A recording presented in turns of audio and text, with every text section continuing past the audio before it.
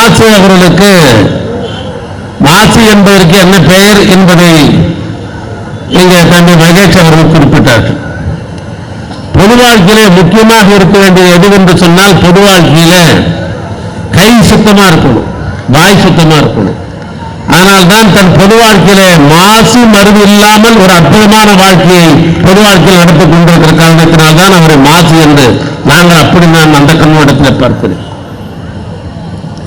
அதான் முக்கியம். நான் இலக்கணம் என்று அவருக்கு சொன்னதுக்கு காரணம், இன்றைக்கு முரசொலி பத்திரிகை 12 பக்கத்தை நான் படிச்சுக்கிட்டே இருந்தேன். 12 பக்கத்துல கால் பகுதி 25% நடாம 3 பக்கம், 3 பக்கத்துக்கு மூச்சு விடாம படிச்சு பார்த்தேன். 3 பக்கத்துக்கு நிகழ்ச்சியை நடத்துகிற ஆற்றல் இவரை தவிர என்னாலாம் முடியாது, சாத்தியக்கூறே இல்லை. அதோடு மட்டுமல்ல, இந்த ஸ்ரீதர் அவர்கள் வாழை கொடுக்க வந்தார். நாங்க 2 பேர் தான் சிறப்பு இருந்திருந்தாச்சு. நான் ஒருத்தர், தம்பி மகேஷ் ஒருத்தர்.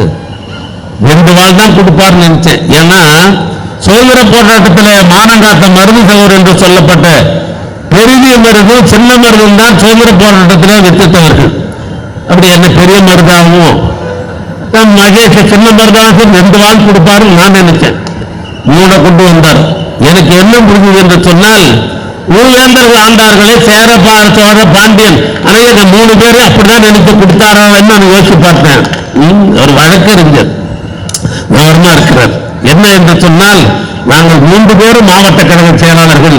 ஆனால் வர இருக்கிற நாடாளுமன்றத்திலே நாடாளுமன்ற உறுப்பினர்களை எதிரிகளை ஈர்த்து விட்டு திராவிட முன்னேற்ற உதயசம் எட்டுப்படுவதற்கு ஒரு அடையாளத்திற்காக 3 ஆலயம் கையில் கொடுத்திருக்கிறோம்.